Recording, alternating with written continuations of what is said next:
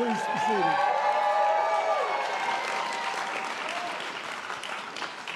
Ladies and gentlemen, we thought the two doctors deserved a little surprise. Thank you for a great panel. It is now my honor to welcome a friend of 40 years and an extraordinary leader who spent his entire life fighting to make America better, fairer, and stronger, and to build a world where we have more friends and fewer enemies, where we can all live together and grow together. 3.5 years ago, Joe Biden came to office in the midst of multiple crises. In that time, he lifted us out of an unprecedented pandemic, rebuilt a battered economy from the bottom up and the middle out, and created millions of new jobs. We don't know what the final total will be, but we're sure it will be the most ever created in any 4-year period in our country's history.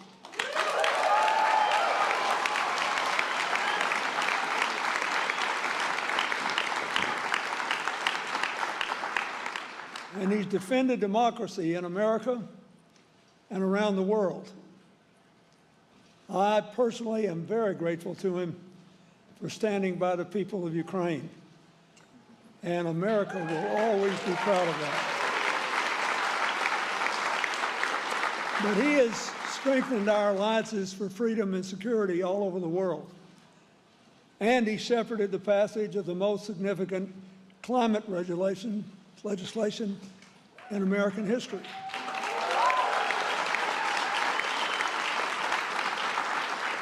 And especially personal to me, given what we're seeing in America. He and I worked together 30 years ago to ban assault weapons.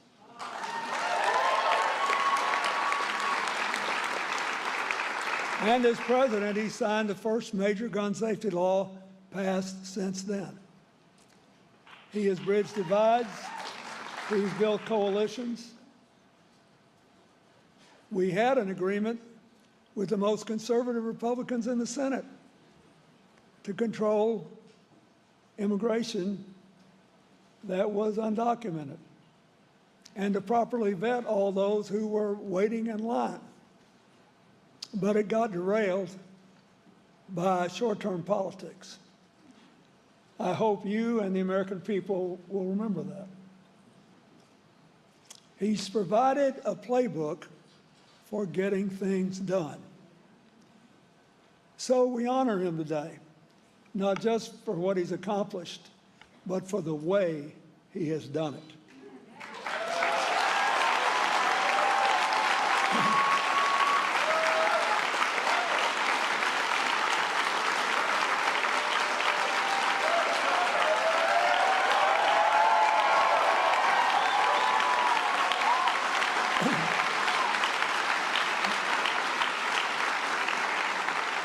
Joe Biden has led this country with uncommon decency and goodness and grace, and never allowed personal tragedy to harden his heart, only growing deeper in his humanity, helping others to survive their sorrows, so ultimately they can dream their dreams. That courage and compassion is what has allowed him to advance his oft-stated goal of restoring the soul of our nation. So, on behalf of Hillary, Chelsea, and the entire CGI community, and countless people all over the world who are living better days than yesterdays because of his actions, I am pleased to present President Joe Biden with the 2024 Clinton Global Citizen Award and reward for everything he has done.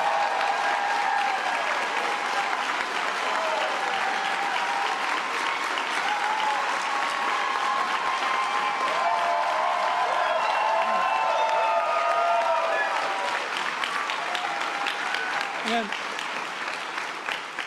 since I'm just an ex-president, I will hold his reward for him while he says whatever he wants to say.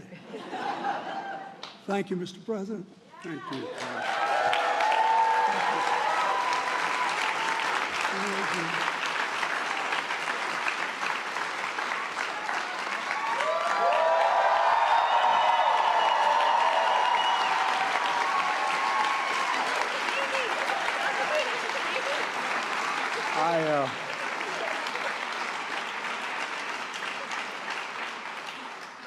This is what you call being trapped. Mr. President, Hillary, Bill, when you ran, please have a seat. I'm not going to be long, because I didn't think I was going to be talking about this. You know, I've known the Clintons a long time.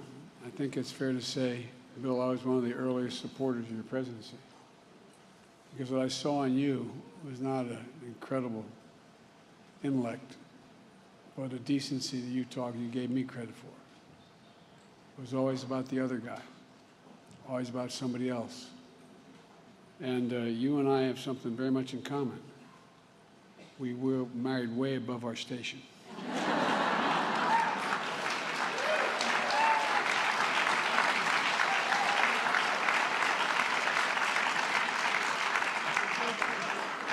I'm Joe Biden's husband. He's Hillary Clinton's husband. And you're a great friend, and CGI has actually transformed philanthropy. Hillary, I want to thank you, and I maybe shouldn't do this publicly, but thank you personally for the way you have helped me, the way you've spoken up for me with such passion. I can't tell you. You can ask Jill. Anyway, I love you. I love you.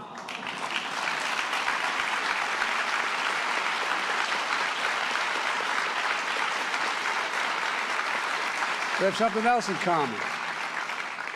We have beautiful, very bright daughters who ended up, to their detriment, listening to their fathers and mothers.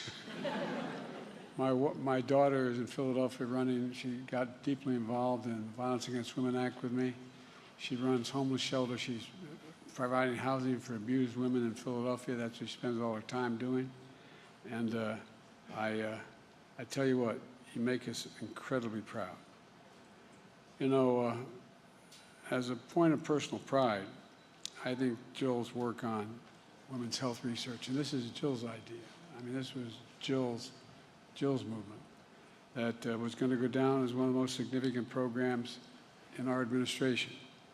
So I want to thank you for being here, especially Chelsea. Thank you. Dr. Rice, thank you for your leadership. She's on the other way. And most important issue I can say is that, you know, we were talking inside before while we were watching this take place back behind the curtain. My dad used to have an expression. He said, everybody deserves a chance. Just a chance, no guarantee. I mean, as my dad. Everybody deserves an even chance. And the thing that I was pointing out, you know, the majority of women of all the commencements I've done since I've been Vice President and President of the United States, close to 70% of all the valedictorians have been women.